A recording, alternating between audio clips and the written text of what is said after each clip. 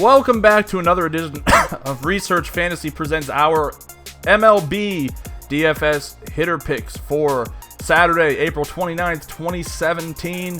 It is raining and 55 degrees in Ohio after being sunny and 75 all week. So you know our spirits are high here. NFL draft is winding down.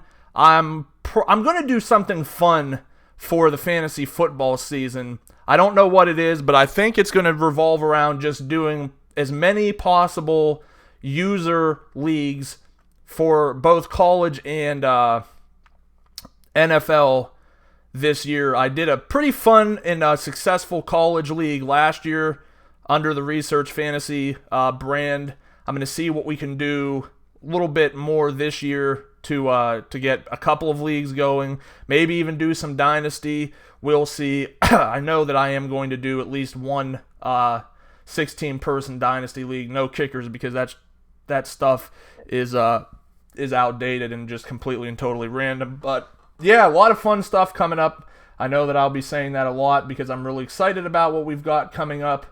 But what we have coming up today is a pretty good slate of MLB DFS. I really think this is going to be one of those nights where there's a lot of variance because the pitching on the mound, it's one of those nights where, in no disrespect to him, but when you're sitting and looking and you're like, Brandon McCarthy is literally the one guy who jumps out at me as being a safe play. I can see the Padres getting to Kane. I could see the Angels getting to Darvish. I could see the Rockies getting to Greinke, and really, quite frankly, I could see basically every pitching option on this slate giving up a good game. So it does make for a more interesting setup, and I like that especially in tournaments because if you go contrarian, and I can think so specifically, probably about a week ago, maybe a little less than that, it was when the Nationals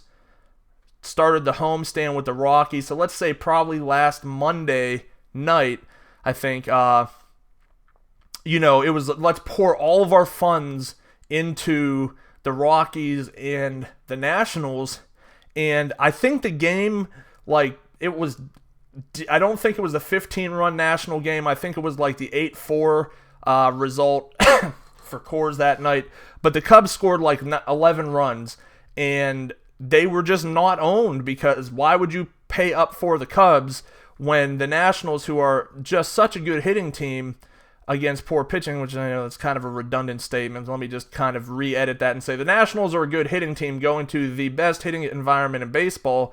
Well, if you stacked the Cubs that night, I mean, you took in all the money. And if something like that happens again tonight, which it definitely could, and you have one of these kind of undercover stacks that could exist, you're in a great position where you're going to skyrocket and it's going to be hard for anyone else to catch you if those, popular stacks don't work out. So what I am here to do is give you my top 3 hitting picks. I'll kind of give some commentary around that as well. I want to try to keep a certain construct going with the pricing, but I'm not going to do that tonight. So let's get things started off. And actually, let me go, I'm going to get my FanDuel window open here, go to the game. Let's talk, wow, he's priced higher than I thought. All right, here's a guy under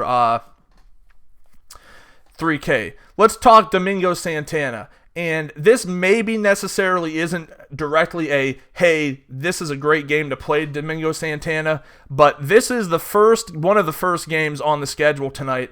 My belief is that this game, much like it was last night, could be the end-all for fantasy production. You have Jaime Garcia on the mound. You've got, I believe, Chase Anderson on the mound. And, I'm sorry, Jimmy Nelson. I get those two confused. Jimmy Nelson, solid pitcher, but I'm not necessarily buying into what he's putting out there. The Braves lineup, really a pesky lineup. Jaime Garcia, quite frankly, I think he's junk. So, there's my hot take on Jaime Garcia. I think both bullpens are in position to cough up some runs additionally when this game gets out of hand. But Domingo Santana is a perfect example of the type of play I want tonight.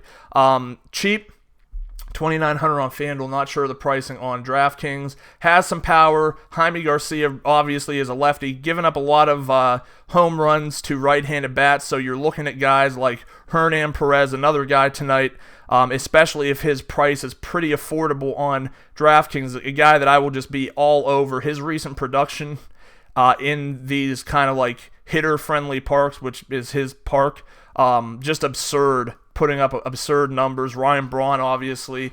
Jonathan Villar starting to get things together, which you have to like to see. Keon Broxton in the mix. Eric Thames just rakes against left-handed pitching. Who would have known? But Eric Thames just rakes against all pitching. So it's a kind of mentality I'll be using tonight. I really like this game, how it sets up. Milwaukee, definitely one of my favorite stacks tonight. Moving on from there, didn't pan out too well for us last night. Willing to go back to the well tonight for Mike Moustakas. Royals, definitely one of those teams who's in frustrating mode right now. I feel like 5 out of the last 8 days, I've been sitting here saying, yes, Royals in an absolutely great position to do damage tonight, and then 2 or 3 runs later, I'm like, of course, they can't get it done. And to boot, last night it was Salvi Perez and Brandon Moss. Eric Hosmer just priced way too cheap, but not really doing anything. So really tough to want to trust him. Recent production, and I'm talking 2 games, like kind of makes you feel a little better maybe because the price is cheap, and I think when he gets going, he's going to get going. But I'd definitely be looking at really either side of the plate, but specifically Phil Hughes, 38.2% fly ball percent, 52.9% hard hit rate to left-handed bats. We'll see regression, but that doesn't mean that the regression comes today. You'll hear that a lot. I'll say things like that, and I try to preface the statements that regression is going to come, but you can't pick when the regression is going to come. So just because that over 50% hard hit rate is very clearly and obviously not something that's going to stay consistent throughout the season, it doesn't mean it's going to start to decline tonight. So you don't want to play those types of games. Moustakas is priced way too low around the industry, in my opinion. Has a ton of power upside. He's a guy I do not mind for cash games or tournaments. Finally, and I love how I worded this. I'm not going to too often pat myself on the back, but I see Jules Chasing, and again, he's been another one of our like junk ballers who's either good or not. We can't figure it out. He has 2 games. Both of them are at home where he's actually put together tournament-winning starts because he's priced at nothing. And when nothing gets a 45 and 49 point output, it's definitely beneficial to those who use them. Now, I will say this. With the way the Giants are playing, and I'm not quite sure where the game ended last night, to be honest with you, I'm going to check real quick. I hate to keep you on the hook here, but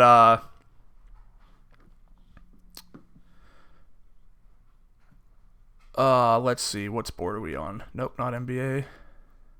So we're talking about a situation where last night, I think when I went to bed, disappointed in Jeff Samardzija. Come on. All right, the Giants last night scored 4 runs. They've not looked good. This is the point I was trying to get across as I stumbled and bumbled around things. But Chasing, not the worst option you can use from a pitching perspective, because if the lineup's cold, it's cold. Looked a little better last night. I'm not going to have a ton, but I will have a little bit. But ultimately, he gives up a lot of contact to left-handed hitting, aside from Brandon Belt right now, everyone who hits left-handed, which is basically Joe Panic, just not really doing enough to really inspire confidence to use them tonight. But I could see this being one of those sneaky stacks where nobody wants to play nobody wants to play people in a pitcher's park. When you have a game in Milwaukee at Miller, you have a game in Texas, a game in Arizona at Chase. This could be a good place to stack. Chasing has given up 7 or more runs twice out of 5 outings this year. The for the most part, the Giants are priced pretty low because, we haven't even heard of half of the players on their team at this point, and the ones who are still priced, Brandon Belt 3,200. It's pretty much a joke for a guy who's got a ton of upside, had 21.4 fantasy points, made our list yesterday, 1 double, 3 hits, 2 runs, base on ball. My gut reaction is that he's going to send one over the wall tonight. Brandon Belt and the Giants, one of my favorite plays / stacks of the night. Once again, our top 3 favorite hitters and teams this evening: Domingo Santana and the Brewers, Mike Moustakas and the Royals, Brandon Belt and the Giants. Thanks for listening. Make sure to subscribe to our YouTube channel below. Head over to researchfantasy.com. Sign up for our MLB mailing list. Like us on Facebook. Follow us on Twitter at Research and Win. And join us again tomorrow.